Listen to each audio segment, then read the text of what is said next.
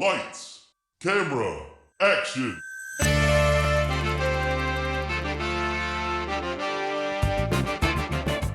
When a script is written that is so bad, no one will film it. These brave podcasters will bring it to life just so they can mock it. This is Table Reads. So the movie's kaput, which means your script ain't worth the buffalo shit on a nickel. Table Reads with Shawn McBee, Jeff Lewis, and Joshua Baker. Hey, we're back again for more Table Reads. Aren't you excited? We're here reading Bill and Ted's Friggin' Badass Reboot from 2007, taking place in 2008. Gentlemen, how are you doing? I am fantastic. Super, super good, man. Some would say excellent. Most excellent. Yeah. Fantastic. How are you, Shawn? I'm sniffly still because it's been 5 minutes since the last episode and I'm not less sniffly. You ruined everything. Magic. There's magic of the internet. It's time travel. Wow. No way. Tying it all together. You see how I do? Timing. All right. Let's jump in, guys. What do you say? Let's do it. Previously on Table Reads. Bill and Ted have been rebooted as high school sophomores in 2008. They're basically carbon copies of the Bill and Ted we all know, but their band is called Atomic Gorilla instead of Wild Stallions, and they have a handshake instead of widdly widdly widdly, and instead of encouraging everyone to be excellent to each other, they remind everyone to be homies. In danger of failing 10th grade, their principal makes them a deal that is honestly the least realistic part of this entire conceit. If they can give a presentation on everything they've learned in their high school year, he'll let them pass. So, Ted won't have to go live with his Uncle Gustav in Germany, Bill won't have to be a candy striper with his hot stepmom, and Atomic Gorilla will go on to inspire the world, creating a future utopia with what appears to be an avocado-based economy. The future was revealed to them by Rufus, a time traveler from the future, who gives them a smartphone that apparently has a time travel app, which is meant to help them pass the 10th grade by getting all the information from the horse's mouth, which seems like it could be helpful for history, but maybe a little less helpful with, say, math? When we left off, they had traveled back to 1500-ish Mexico and escaped back into the time stream with Hernando Cortez, narrowly avoiding being murdered by Aztecs and or conquistadors. Fade in. I also made a note for myself on my laptop that says avocado-based economy and then 3 question marks. And then below it, it says how to. All you gotta do is look at California, man.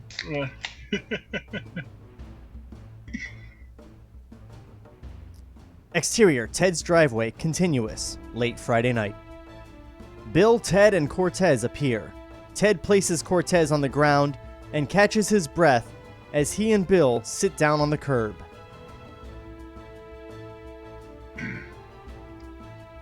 Oh, my bad. No, you're good. A lot of reading. He looks sweet when he's sleeping. You think he's just sleeping? I mean, you hit him pretty hard. What if he's... He's not dead, right? Crap. What if I just killed history? Hitler? Ted leans down and places his ear to Cortez's mouth. Wait, I can hear him breathing. Ted slaps him slightly. Nothing. A few more times. Nothing. Come on, man. Don't die on us. A few more slaps. There are signs of life. Bill, he needs nourishment. Right. Bill pulls a polio string cheese from his pocket. He peels a piece and leans down to feed it to Cortez. Bill lifts Cortez's head and opens his mouth and jaw to help him out. There you go. Eat. Nom nom. Cortez slowly chews the polio. He smiles. Queso. Polio. Queso.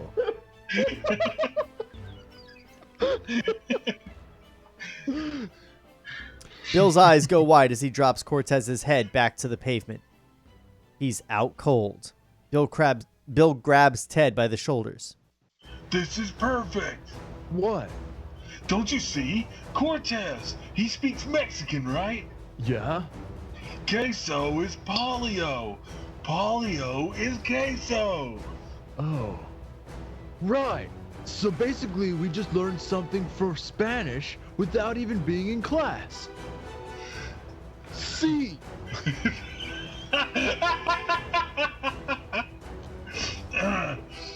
And remember our 5th grade presentation on teeth? Of course. We were awesome. And Miss Clarkson totally gave us tons of extra points because we brought in that giant ceramic mouth from my dentist cousin, Jeffrey.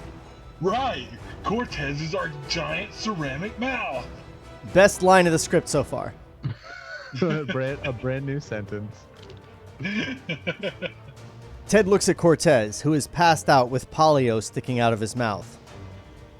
Uh-huh. We use him as a visual aid. We get a whole bunch of experts and bring them to school. We use them to help us pass. Oh. So we get, like, a science expert, a math expert, an art expert, Yes, all of them. Every subject. Bill, you always have the best plans. Quick, let's take him inside. He's definitely in no shape to travel. So I was like, how are they going to use time travel to solve math? And they came up with a plan. I got to give it to them. Go get a math expert. The guys struggle to pick up his limp body. Interior, Chip's bedroom, later that night. Chip is at his computer on Facebook. It's so new that it's in quotations. Quote, the Facebook.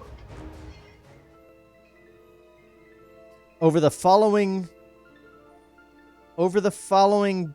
Bill tucks the passed out Cortez into Chip's bed, taking off his shoes and socks. Wait, what happened? Did we miss some pages? I don't know. He's no shape to travel. They stick up his limp body, and now he's back in normal time. They were always in normal time. We started in their driveway. That's where they landed when they came from. They ran away from Cortez's. Oh, I missed the thing. Okay, sorry. Yeah, they had like the conquistadors and the Aztecs, and they just like hit send on the phone. Okay, all right. And took them into the time stream, and they landed in Ted's driveway or Bill's driveway. One of their driveways is where we started. Taking off his shoes and socks, right? No way, I'm busy. I have to write like 8 people's walls. And I don't want to babysit this guy. Why are you tucking him into my bed? Dude! Look, you should be honored. He's like a celebrity. We just need to hang out with him for a little while and feed him cheese. What are you offering? Something you simply cannot afford to refuse. $20. 25. 30. 35. 40 and 2 fish tacos. Deal. Hold on. You're a monster. Bill and Ted were Yes. Yeah, that's why it's funny. that was great. They were driving the price up. They were bidding against each other basically. Yeah.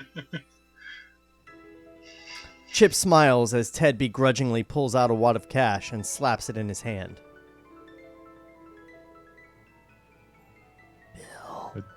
Bill. Jeff. I just said it. Oh, we didn't hear it. Oh, so, thanks, Chip. You won't regret it. Yeah, that's weird. We didn't hear anything. Oh, yeah, that said the whole thing. Okay. Ted and Bill exit as Chip looks at Cortez drooling all over his pillow. It's like a lake. Chip is irritated. Exterior, Ted's driveway, a little later. Ted scrolls through the cell phone as Bill looks at Baumheiser's list of requirements. They're kind of asking a lot for 10th grade. Well, you can cross Spanish off. Right. Spanish is donezo. I'm just seeing if anyone fits. Never heard of him. No idea. Ditto. No clue. Oh, nice. This dude is perfect for global studies. Okay, so I've just realized, as he's saying that like he doesn't know who these people are, my brain went, he should Google them. And then I went, oh, that's why Bill and Ted doesn't work in this time period. Yep. Their entire adventure can be replaced by Google. Wikipedia. Right. There you go. You're right. So, oops. I wonder You don't internet. if someone at the studio got to page 32 and went, oh shit, this could just be Bill no Google adventure. This is pointless. Shut it down. Yeah, for the bit, for the art. no, not truth.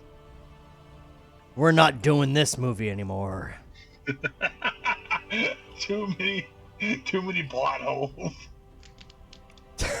Ted dials and stands next to Bill. Flash of blue light and the bubble encircles them. They're off!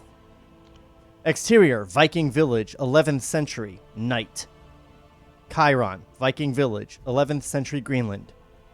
Thorablot Winter Feast. Bill and Ted appear in the middle of a cold winter night of a Viking settlement on the coast of Greenland. It's freezing. Holy crap! It's freezing. Where are we? Sorry. Greenland, 11th century. Oh, I knew I should have worn pants. Who time traveled in shorts? Bill spies something off in the distance. Idea. They peer through the bushes and see a rowdy group of people drinking, singing, and dancing around a roaring fire. They see unattended clothes hanging off makeshift clotheslines. Flip 2? I've never seen Flip 2 in a script. Exterior, Viking Village, seconds later.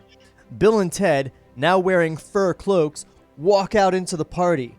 Drunken Norse Vikings parade around. Some compete in archery and other games. A table by the fire is covered in a food spread. This is friggin' awesome. Vikings were like party animals. If Miss Gilbert had told us Eric the Red was a partier, I might have actually listened. Teachers don't know how to relate. There he is, Eric the Red. Let's not ask how they recognize Eric the Red on, like, by sight. A tall man with a bushy red beard, Eric the Red, tells a story to an intent audience. They walk over, smiling and grunting as they pass other Vikings. They arrive at Eric's table. Eric finishes his story and everyone erupts in fanfare. Bill and Ted follow suit. Ted leans into Bill. How do we get him to come with us? I don't know. I'm fresh out of polio. I'm gonna go get him a drink. Blend in, make nice, mingle, if you will. Good call. Ted tries and grabs Eric's cup from his hands. He makes a crude gesture signaling he will refill it. Chug-a-lugga down the hatchie? Eric nods. Ted heads off. His cloak is caught on a bush and rips off, exposing his modern-day clothes. The Vikings rise. Ted! Ted looks himself over. Oh boy. Bill runs over and takes off his cloak, wraps it around Ted. See? Nothing. Gar. Bill now realizes he is exposed in his modern clothes.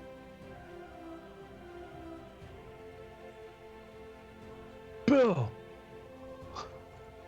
Ted removes the cloak and puts it back on Bill. This doesn't fix things. The Vikings grow angrier and move in closer. Who are these imposters? The guys back up slowly. They hug and try and fit under one cloak. It only looks stranger. Flip 2. Exterior, Viking Village, moments later. Bill and Ted, now in their street clothes, are tied up. Eric eyes them up and down. Bill tries. Oh, I'm so sorry. Hey, Eric the Red. Nice face hair. Yeah. How long did it take to cultivate? Give me 6 days and I could get a pretty mean neckbeard. Eric grunts and signals another Viking who pulls a rope, hoisting the guys upside down. They dangle by their feet. Guy's POV. Eric's upside down. They are right at his waist. Oh man, I'm right at junk level. I know. And I think he's rocking commando. Eric and some of his men moving closer. They draw axes. Gulp. Just then, Bill's yellow smiley-faced ping-pong ball rolls toward Eric's feet. You brought that? I'm not gonna travel through time without my lucky ping pong ball. Eric picks it up. His eyes go wide as he smiles. I think he likes it. Bill and Ted both smile and laugh. Ball. Ping pong. Me give you. Yeah, all yours. He curiously eyes Bill. Ping pong. Ping pong? Let us down and I'll show you. Down. Eric grunts and thinks this over. Yeah, that's right. Me balls as your balls. Let us down. Come on, big guy. Eric gestures to his fellow Viking. Bill and Ted are lowered. Flip 2. Exterior Viking village later that night. I hate Flip 2. I've never seen it. I don't like it. I don't understand. I hate it. Change. Flip 2. Fuck you. You know what I see every time in my head is in the 90s we had this video software, sort of software, called Video Toaster that had like all the cheesy effects, like where it would flip the transition. So I'm picturing the actual screen flipping around to the new scene. Oh. Yeah. Video Toaster style. Yeah. And now I'm officially old. Exterior Viking village later that night. Bill, Ted, Eric, and some Vikings stand around a makeshift beer pong table. 2 pyramids of horn, metal, and wood cups are on either side of the table, holding pints of beer. Beer pong. Beer pong. Very good. Now watch. Bill tosses one of the ping pong balls into a cup. Now I have to drink. Drink. Ted drinks. The Vikings nod excitedly. They're into it. Okay, let's do it. Flip 2. Exterior Viking village later that night. Music cue. Die with Your Boots On by Iron Maiden. Thank you, Jeff. You're welcome. We see a quick series of shots. Eric, by the way, when I did the previously on, I actually wrote out Wheedly Wheedly Wheedly. Really. Eric the Red takes a shot and sinks it. One of the Vikings on the other team drinks it down as Eric's team cheers. Another Viking takes a shot and makes it. Eric drinks it. Ted holds his hand up alongside the table. Bill bounces a ball off of Ted's hand. The trick shot bounces onto the table and into one of the cups. The Vikings are impressed. Bill and Ted do their signature handshake. Ted faces a Viking. Without looking at the table, he swings his arm over his head to toss the ball. It lands in a cup. Eric, with his back facing the table, shoots over the shoulder. It's in. He raises his arms and screams, "Count it, beaches!"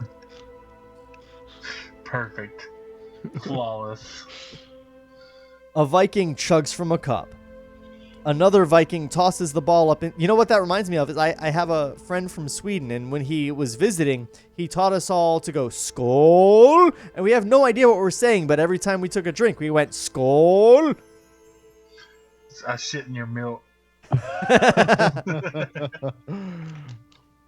Kuha en el leche. Kuho.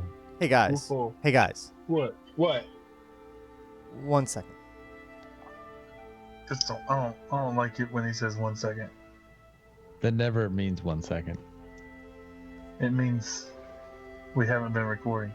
We have not been recording, but God damn it. we've been recording the video. So I'm just going to take the audio from the video and drop that in, and no one will notice. No one will notice. Flawless. Wow. And then right at this point, they're going to go, hey, this sounds a lot better suddenly. That's weird. Count it, beaches. God damn it. A Viking chugs from a cup. Another Viking tosses the ball up into the air. As it comes down in front of his hips, he butts the ball with his ass. The ball bounces onto the table and into a cup. Impossible. 3 Vikings kneel in front of the table. A Viking tosses the ball, bouncing it off each helmet. It ricochets off the last helmet and lands in a big-breasted Viking woman's cleavage. Everyone stops to look. The woman squeezes her breasts together, and the ball pops up and flies right into a cup being held by Ted. Everyone cheers. End music cue. Yeah. Nice one, Helgerda. Ted looks down at the ball, mesmerized. He picks it out, takes a sip. He smiles at Helgerda. She smiles and winks. Bill and Ted toast. The Vikings all scream, "Beer pong!" as Eric, Bill, and Ted all bump chests, beer spilling everywhere. Bill, even though this party is badass, I think we have to split. I know, Ted. I know. Eric the Rad, you coming with us? Eric hugs them as he screams. He's loving them. Gah! I think that's a yes. He pats Eric on the shoulder. Eric smiles and waves to his men. Ted dials out, and in a flash of blue, they vanish. Exterior, interior, Funzy's Castle Palace. Present, Saturday afternoon. So, as they're time traveling, their relative time in the present is moving at the same amount of time that they're spending in history. Right. Which makes no sense, No. but okay. I guess that's how they get around the whole idea that maybe they should just travel back a little bit and study and then come back. Yeah, they don't have time to study because then they'd have to learn things. Yeah.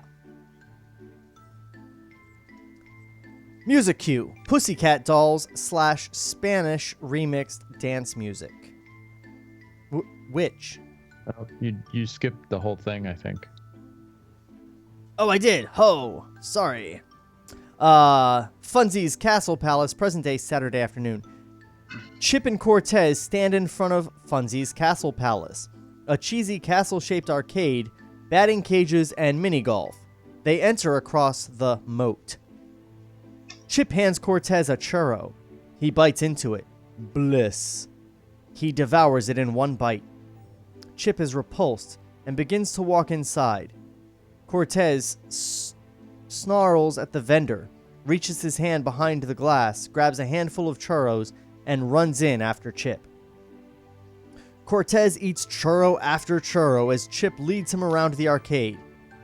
They pass tons of video games, lights blaring, noises of every sound and volume, racing games with steering wheels, motorcycles, guns, the claw machine that always rips you off. They finally arrive at the Dance Dance Revolution machine. They watch as 2 teens dance on the DDR machine. Cortez is fascinated. This is the Holy Grail. Time cut to interior Funzy's Castle Palace / arcade. Moments later. Music cue. Pussycat Dolls / Spanish remix dance music. Both at the same Nice. time, I'm guessing. Yeah. Cortez is getting down and nasty on the DDR. He is sweating like a maniac. He holds onto the back bar with one hand, spins, jumps. He's drawing a crowd. He smiles as he whips off his hat mid-dance and tosses it into the crowd. Paula, a big voluptuous 40-something, catches it. She smiles. Cortez winks at her, but doesn't miss a beat. Exterior, Egypt, 40 BC, day. Chiron, Egypt, 40 BC, hot as balls. Flash of light. The guys appear in the middle of the desert. Eric removes his thick coat. He's not as menacing without it. Good call, E. It's nasty hot. So, where do you think she is? Let's see. If I were a sexy queen, where would I be? There. Ted points to a large palace. Angle on several armed guards patrolling the entrance. I hope they have AC. Bill and Ted walk off. Eric follows. Exterior, Cleopatra's Palace / open air market. Moments later. The guys are behind a wall. Bill and Ted stand on Eric's shoulders, peering through a small window. Angle on Cleopatra. She is hot, draped in luxury while several servants fan her. One servant kneels beside her, feeding her figs while a harpist plays softly. Ted is mesmerized by her. Damn. Ted slips, making a sound. Two guards draw their spears and move to the window. The guys hop down and run behind a pillar near the open-air market. They eye the palace entrance. That woman is fine. How are we going to get in? I don't know. Those guards are everywhere. Well, maybe we could just go talk to them, you know? Be ourselves. Angle on an Egyptian man approaching the guards, trying to get in. One of the guards stabs him with his spear. Maybe not. Angle on a cook and his assistant stepping up to the entrance. The guards let them through. Bill glances over and sees a variety of instruments for sale at a nearby booth. I have an idea. Time cut to exterior, Cleopatra's Palace. Moments later. Bill, Ted, and Eric, now wearing short togas and laurel wreaths around their heads, each hold an instrument as they stand in front of the palace entrance. Bill has the lyre, Ted holds a flute, and Eric carries a drum. Why'd I get stuck with the flute? That's all we could afford. We're lucky he took quarters and change in the first place. They use like pebbles and dirt for money here. The fuck? Pebbles and dirt? Kind of racist. Yeah, yeah. They're in Egypt. Like, what the fuck? He speaks Mexican. She's hot, but man, they use like pebbles and dirt for money. This place is gross. I wish they had AC. Yeah, these guys are... They're the people not wearing masks. Oh. Oh, I don't give a shit. If someone is listening and they're offended because they have decided not to wear a mask, they can fuck right off. I don't give a shit. Wow, Shawn taking a stance. So brave. Yeah, they can't get me. I'm safe in my house in Texas. A Florida man.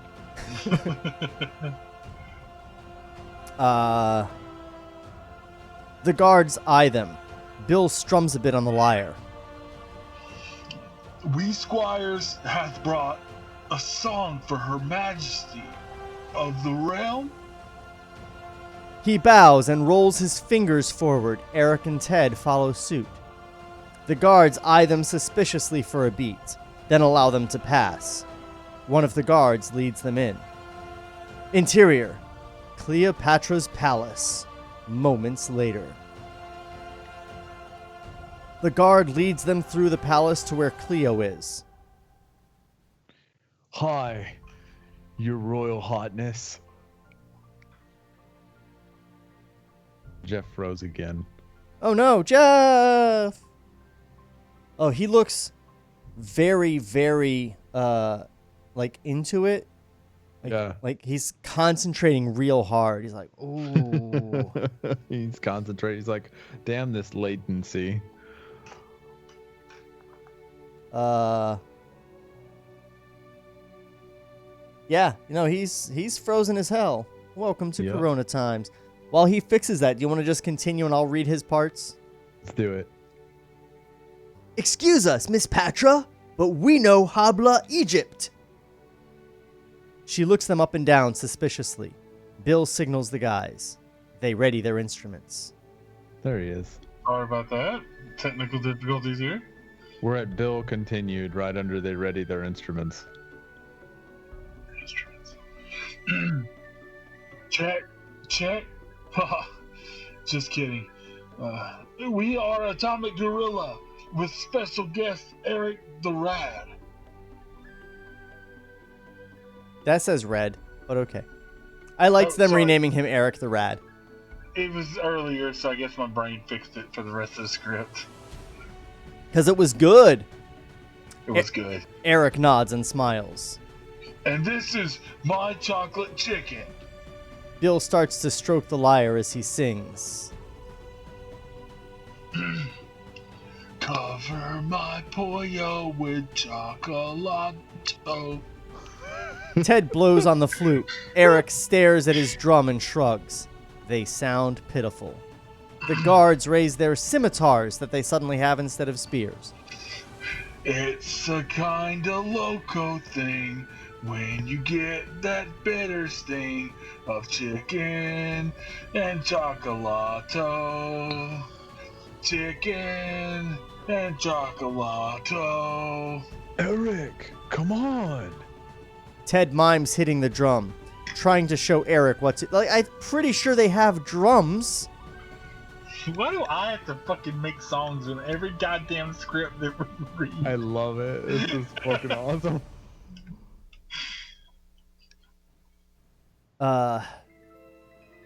Eric smacks a drum. Ted nods. Eric slaps the drum a few more times. He likes it. Within seconds, he's beating the drum like a pro. The guys are shocked. Eric smiles, then keeps the beat while waiting for them to continue. They call it mole. Mole, mole, mole, mole. It makes me say ole. Mole, mole, mole, mole. Chocolate covered meat is smooth. Chocolatey meat can help your heart soothe. Slow-mo as Eric performs a killer and attention hoggish drum solo. Cleo takes notice of his rippling muscles as he plays. She smiles and commands the guards to lower their weapons. Flip 2.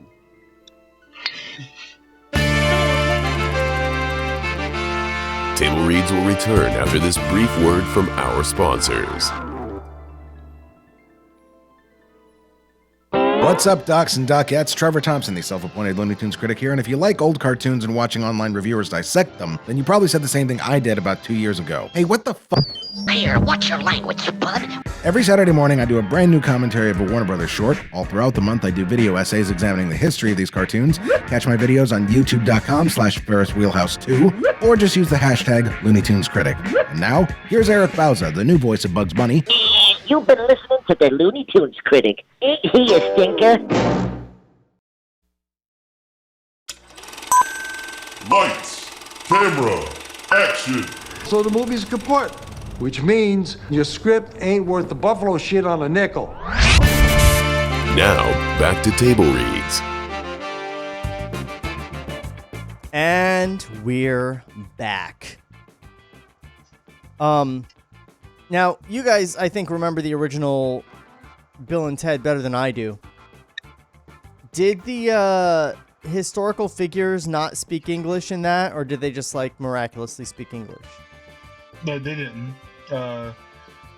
That's part of the part. So instead of Cortez in the first one, it was Napoleon. Yep. Yeah, it was Napoleon. And he spoke nothing but French, which is a big part. Then you had like the Mongolian Like he didn't speak Attila the anything, Hun? He just knew all kinds of cool shit. Or Genghis Khan. Genghis Khan, yeah. The only one that knew English was Freud and Joan of Arc, which makes sense. And Abraham Lincoln, of course. All right, cool. So they're keeping that consistent from the original. Yeah. Abraham Lincoln. Though the movie is so ridiculous and so loose with history that they absolutely could just be speaking English and it wouldn't really be a detriment, I think. Yeah, but it's a funny Sure. bit, though. No, yeah, it's good. It's funny that they don't speak English. Like, Why would they? But yeah, like you said, I don't know why they would take that part serious, but it helps, I guess, in some kind of way. Yeah, lead to the funny piece. I dig it. Fade in. Interior, Cleopatra's bedroom, moments later. Music cue. Walk Like an Egyptian by the Bangles, or a heavy metal version of My Chocolate Chicken. Oh. A palatial bed, draped in silks, moves vigorously back and forth. We see Cleo and Eric's silhouette as they get it on. Exterior, Cleopatra's bedroom, continuous. Bill and Ted, irritated, wait outside Cleo's bedroom. this is ridiculous. What are they doing in there? Ted, I think we both know what they're doing in there. Well, we don't have time for this. We are on a schedule. Come on. Count it! That's good. That's funny. That's good. Bill laughs as Ted steams. After a beat, Eric and Cleo walk out. Cleo fixes her hair. Ted glares at Eric. A fine gentleman you turned out to be. Ted, annoyed, hands the phone to Bill. Take us somewhere where people have manners. Bill dials. Flash of blue. Bubble. They're off. Interior, Funzy's Castle Palace Arcade. Day.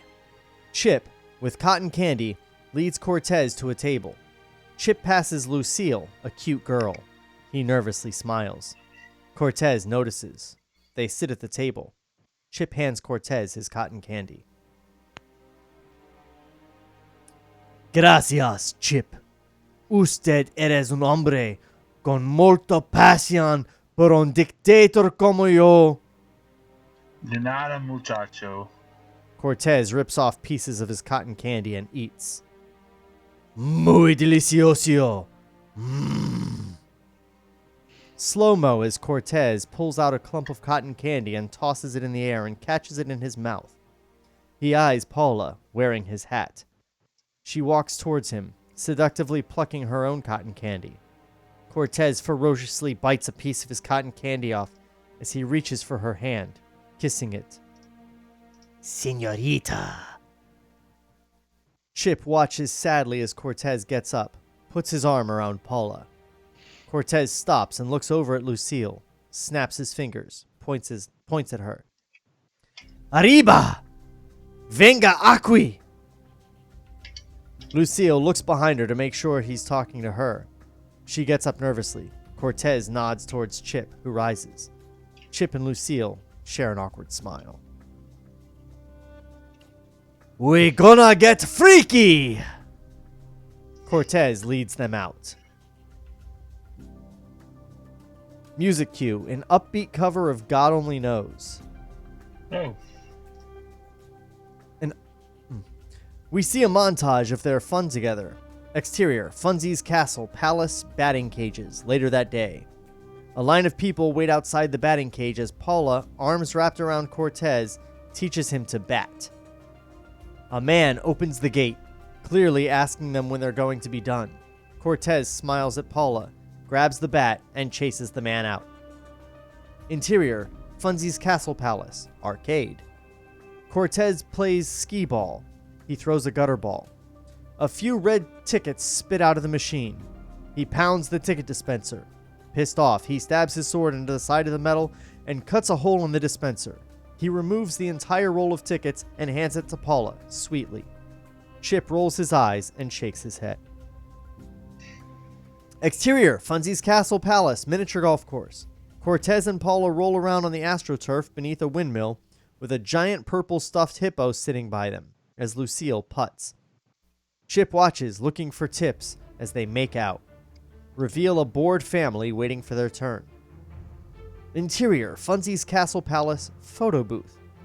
The four friends pose together for a few shots. On the last shot, we freeze frame. Cut 2. Exterior, Chappatock River, Wyoming, 1875, day. Chiron, Wyoming, 1875, a river in the woods. A flash of blue. Bill, Ted, Cleo, and Eric appear in a picturesque setting. In the distance, we see a female cowboy sifting for gold. Cleo and Eric are in their own PDA world. They hold hands as Cleo nibbles on Eric's ear and caresses his beard. Ted, annoyed, signals for them to stay put. Just stay here. We'll be right back. Stay here. As Ted and Bill move towards the stream, we see Cleo and Eric meander off behind some bushes in the background. The cowboy takes a swig from a bottle of JD and tosses it into a nearby rock, scaring her horse. This is none other than Calamity Jane. Might be funny to beep her out for a PG-13 rating. Okay, I'm gonna do this as my best Calamity Jane from Deadwood. Oh, hell Alright. yeah. Gold! Gold! Mother effing cocksucker! Where the F's the dick-ass gold? Tain't here, that's for sure. Pardon me? She spins around and draws her gun at the guys. They quickly put their hands up. Whoa, wait, we're friends. Yes, ma'am. Ma'am? Ha! That's a fine hot crock of shit. I ain't no ma'am, and I ain't taking no pardon from no one no how. Martha Jane. Friends call me Calamity. Tell you right at the get-go, if you're thinking of putting a fast one on me, you can bet your mama's crotch you'll lose. I'll wear your dick skin on my boots and dance a jig before... Hold on. What the hell in damnation was I saying? I don't want to repeat it. Anyhow, seeing as I'm half drunk and you're probably a hallucination, I'm gonna hit the hay over by the pile of crap my horse Bessie just laid. The heat keeps me warm at night. Shh, wait, shut it. You hear that? Shit, those B-tard outlaws are a-coming for me. Calamity glances around, paranoid. Bill makes the too much to drink gesture to Ted, who nods, agreeing. Fast as lightning, Calamity turns and fires into the distance as she runs to take cover behind a boulder. A man screams, and a horse runs out from the brush. Gunshots are fired back. Bill and Ted scream as they duck behind the boulder. Calamity grabs a shotgun leaning against the rock and a 6-shooter from her ankle holster and hands them to Bill and Ted. Make yourselves useful, you lily livers! Woohoo! Calamity pops out and shoots as 3 men on horseback appear in the distance. Bill and Ted duck as they hear another shot. Give it up, Calamity. Why don't you trot your pansy ass over here and make me? No trotting. Don't ask for the trot back here. Yeah, those dudes are scary. That one guy has a scar on his face. More shots ricochet off the rocks. Yeah, I gave it to him.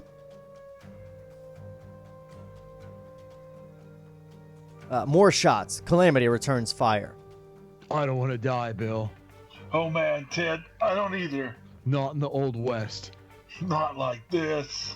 Bill bites his lower lip and sucks in a few times, whimpering. Calamity grabs them both by the shirts. Listen up! We're all gonna die here if you let the friggin' fear get you. Now man up! Wow, that was fucking amazing. That was a good read, It got better than the previous one. That shit was fucking spot on. Thanks, guys. Good read. That's fucking good, dude. Calamity stands up and fires as she runs to a nearby tree for cover. Bill and Ted eye their guns. What are we supposed to do now? Bang! Another shot is fired. Man up! Calamity shoots again. The three men ride closer and dismount. Calamity tries to fire. She's out of ammo. She turns to reach for more bullets, but a gun is being held next to her face. Two more outlaws stand next to her. Not so fast, Calamity Jane. Bill and Ted continue to hide out of view as Calamity raises her hands. Bill and Ted whimper. Crap. What now what? Angle on Calamity, now surrounded. Looky what I found here. Angle on the outlaw, walking a disheveled Cleo and Eric out at gunpoint. He holds Eric's sword in his other hand. These yours? Found them doing it like jackrabbits in the bushes. They have Cleo and Eric. Looks like it's time for you and your pals to meet your maker, Janie. Angle back on Bill and Ted, taking deep breaths and trying to muster the courage they need. We have to save them. It's just like a game of Halo. It's just like Halo. Right. Okay. Man up. Man up.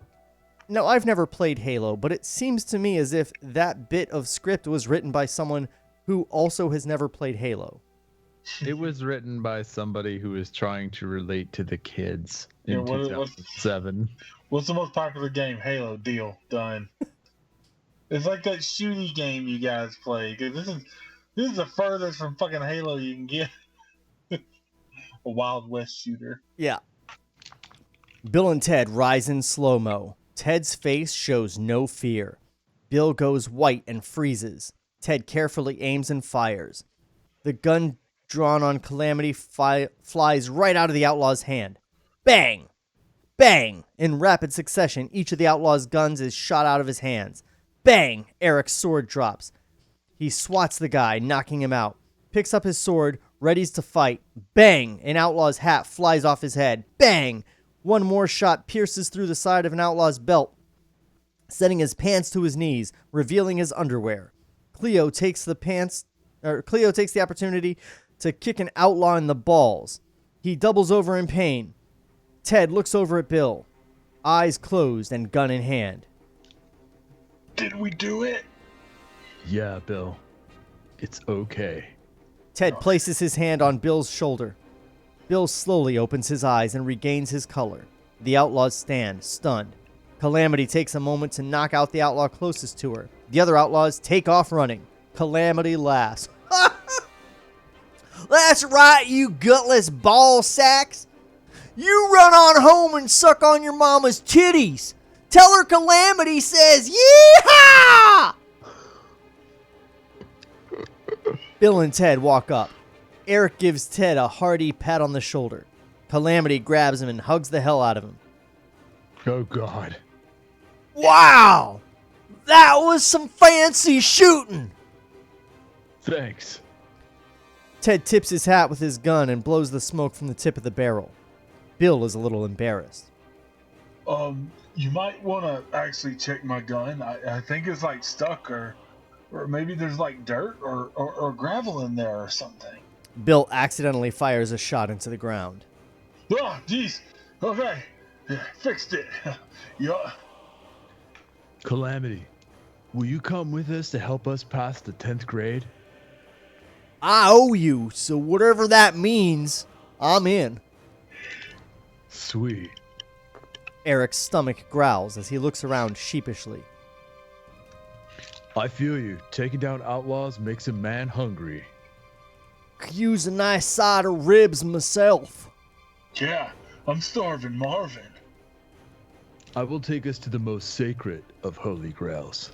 Ted dials, and they vanish in a flash of blue.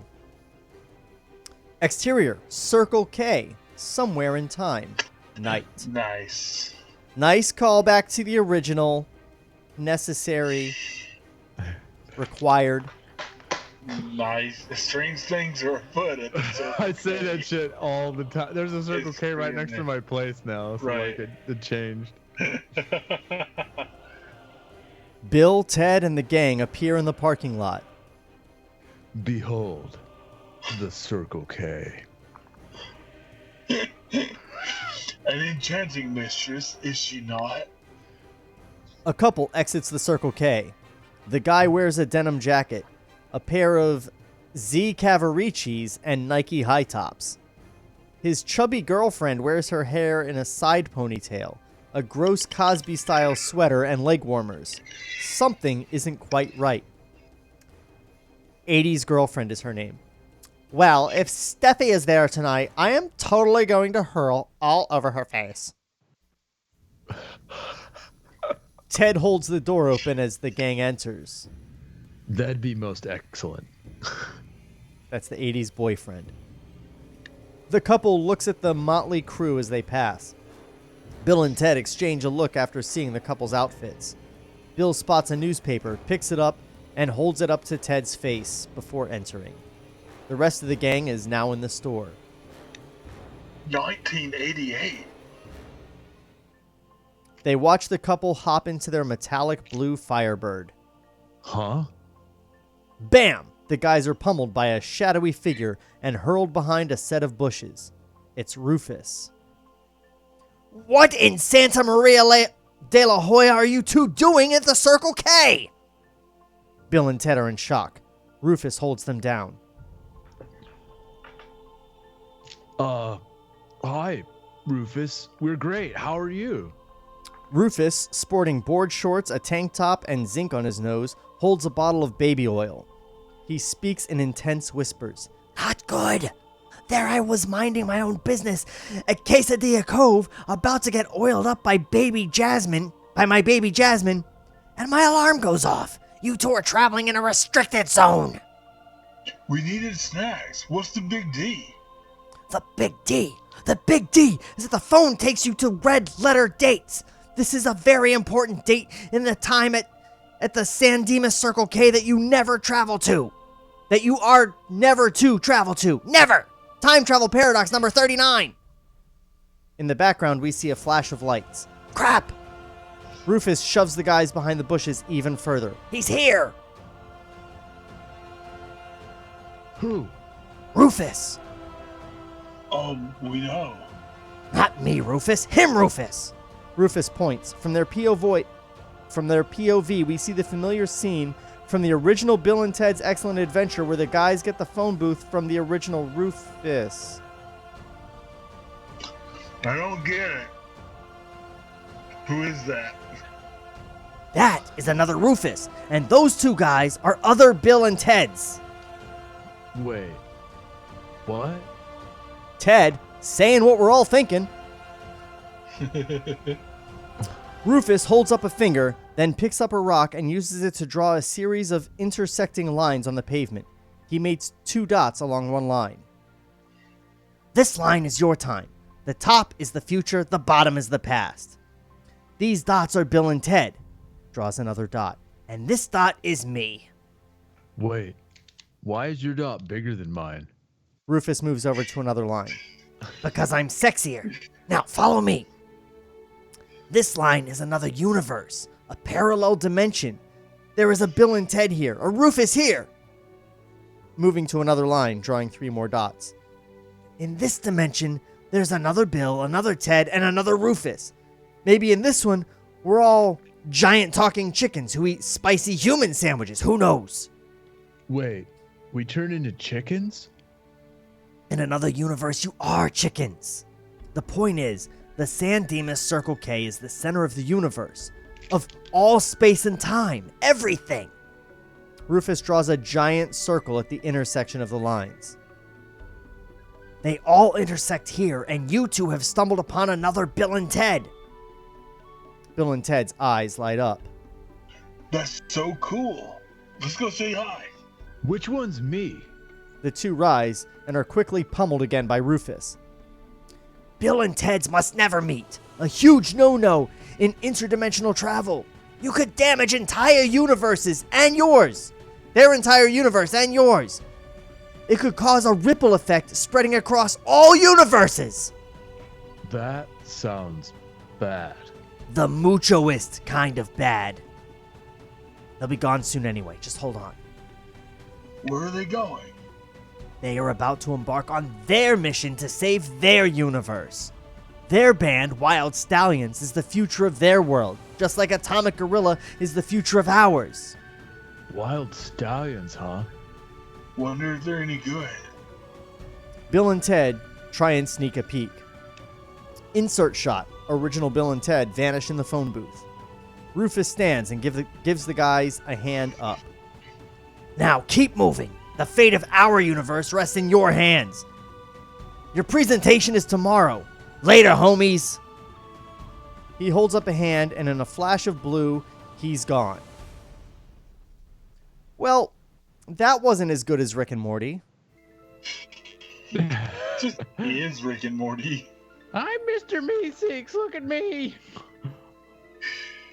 Interior, Circle K, moments later. Bill and Ted walk in. The gang fills their baskets with snacks. Bill runs for the Slurpee machine. Ted smiles proudly at the gang and addresses them. Awesome, right? In America, when we go on road trips, we eat snack food. Snack food. The group repeats, snack food. Angle on Bill, who has a bag of chips dangling from his mouth and an armful of treats, filling up a large blue Slurpee while holding the phone in his hand. The Slurpee fills up, and he naturally lets go of the handle to grab a cover for the drink. His eyes go wide as he watches the phone drop right into the Slurpee.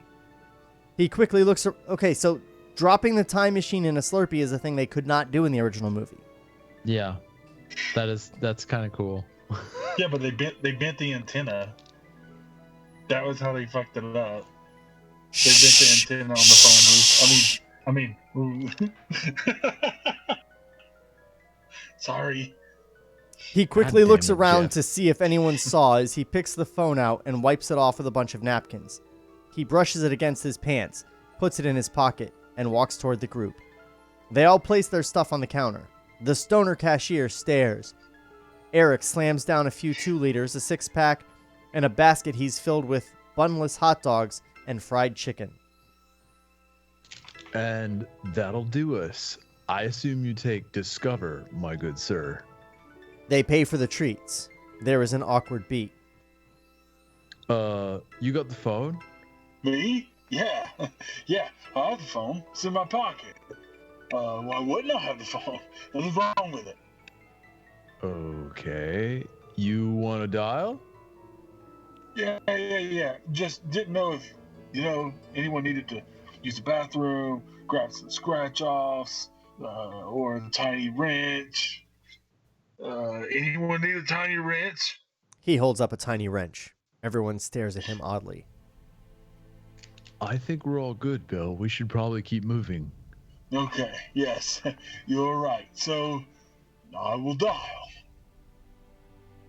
Bill reaches into his pocket and rubs the phone a few times before pulling it out. Now, I'll dial now.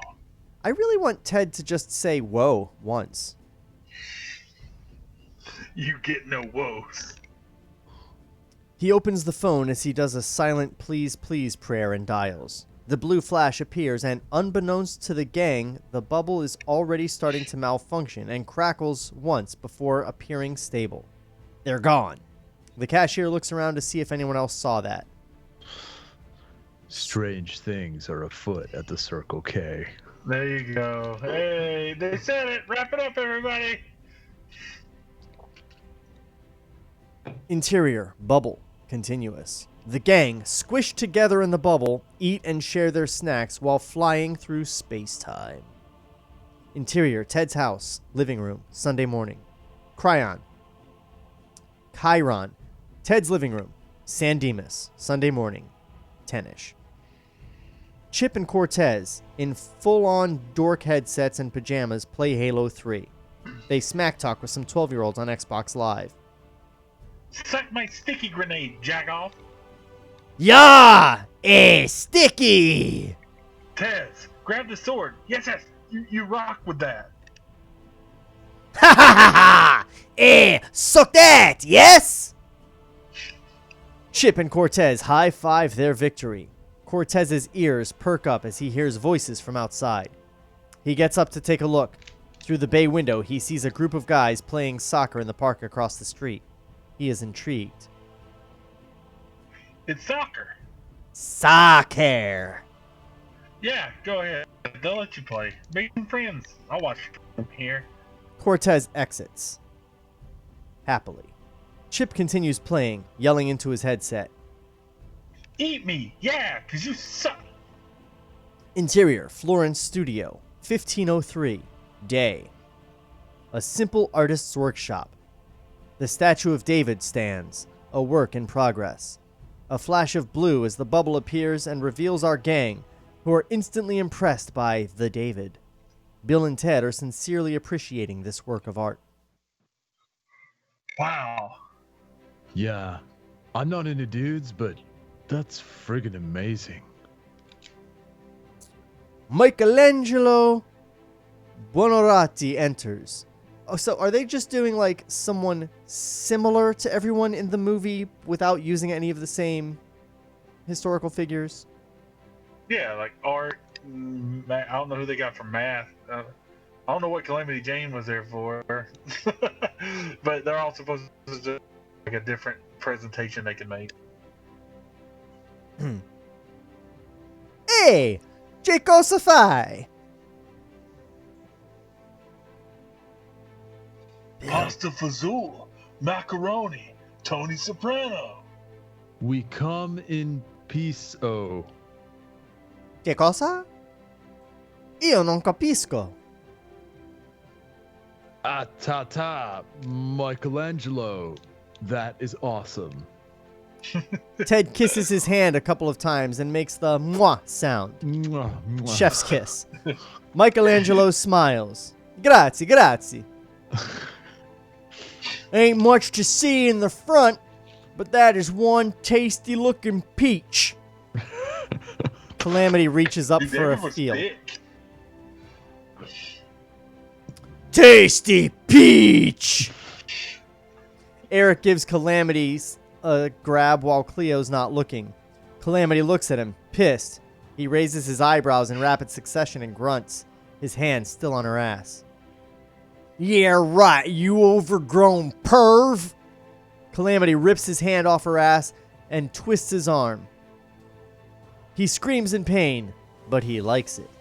He goes in for a kiss, and she knocks him one across the face.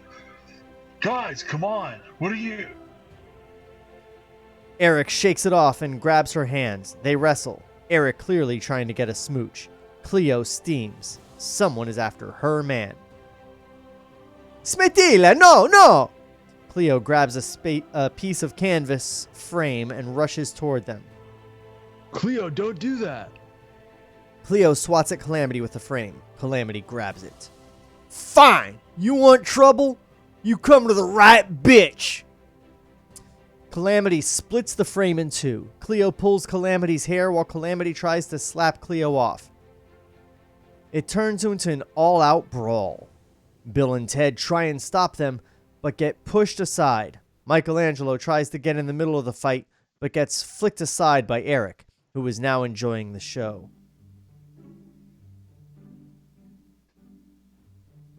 Ted. Oh, my bad. Where am I? Guys, stop it. Ted tries to pull Calamity off Cleo, but gets pushed right into a small sculpture on a pedestal that rocks back and forth. Ted steadies it, a sigh of relief when it doesn't fall over. Calamity gets Cleo off her. She rolls up her sleeves and winds up, headbutts Eric, sending him back into the David. It starts to wobble and teeters. Michelangelo screams. The fighting comes to a stop as everyone stares. Oops!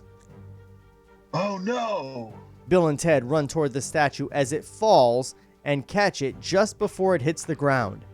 The two stand, holding the statue, crouching beneath its weight, trying to keep it up. Heavy, push! Oh God, I'm holding the dong. I'm holding Italian dong. Can't move. Eric, help. Dong. Eric runs over and swiftly lifts the statue back into its standing position. Michelangelo breathes a sigh of relief. Pazzo, siete tutti pazzi! Yeah, Pazzi. You have to come with us. Indy Bubble. See? Arto. Bubble? Bill, Dial. No time to argue. Let's just snag him. You're coming with us. Calamari, Ungats. Bill dials. Flash of blue. They are all in the bubble. As it stabilizes, a few electric sparks shoot out. They disappear. Fade out.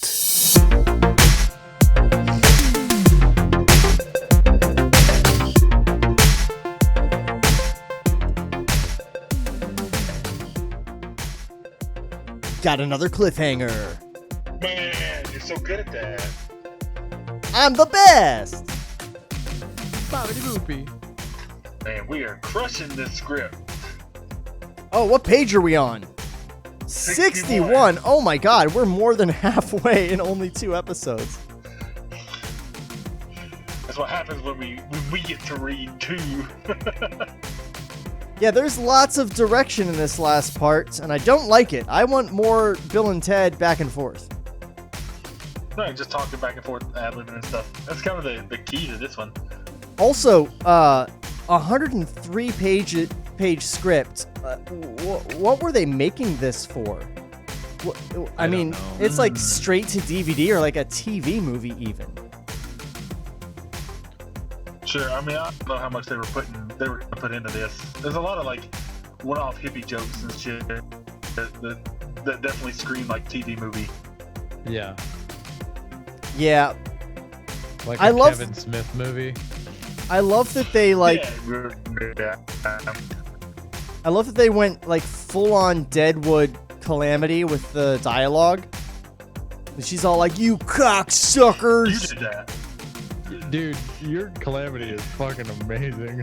Like you Very good Calamity. do this thing where like you kick your chin back and you're like talking out the sides and the front of your mouth. It's fucking amazing. Her performance was amazing. I'm just trying to do my best to like get in that space and talk, you know, through the nose the way she does. But I mean the written dialogue, like they just like were like, she's gonna say cock, she's gonna say like all this shit, and like beep it if you want it PG-13, I guess, but we're writing it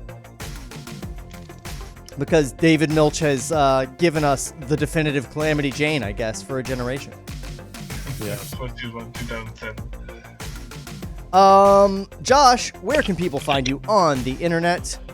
If you guys are in the Atlanta area and you need some videography or photography done, you can reach me at joshuajbaker.com or send me an email directly, Josh, Josh, at joshuajbaker.com. If you're wondering why I never ask Jeff, it's because Jeff doesn't do shit on the internet except for this podcast. This is it. This is my one stake in the ground. And as for me, I do this podcast as well.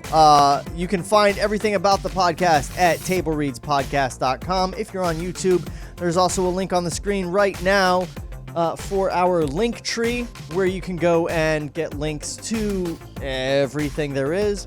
Or if you just go to tablereadspodcast.com, you'll find absolutely everything you need to there, including these scripts that you can download and read, and a link to our Patreon where you should sign up and be a subscriber because there are a lot of great benefits, which you'll find if you go to the Patreon page, which you can find at the link tree or at tablereadspodcast.com. We will be back in 2 weeks for, I don't know, maybe the last part of this. This might be the quickest script we ever do. If not, it'll be 4 episodes tops, I think. What do you think? What do you guys think? No, absolutely 4. And we'll be stretching that 4th one out and know a lot of thoughts. Oh yeah, we'll have to have a post-mortem because that 4th one's going to be pretty short otherwise. Yeah. That's it for us. Everybody, go out there, be safe, wear your fucking masks, people. God damn it. I'm never gonna have these guys in the room with me again if you all don't wear your fucking masks. It's true. You people are making this show worse. You stop it. It's true, and we don't need any help. We've got the bad part covered. Yeah. So that's it for us. We'll see you in 2 weeks, and until then, we'll miss you. This podcast was created by Shawn McBee. For more, visit TableReadsPodcast.com. Cut to black.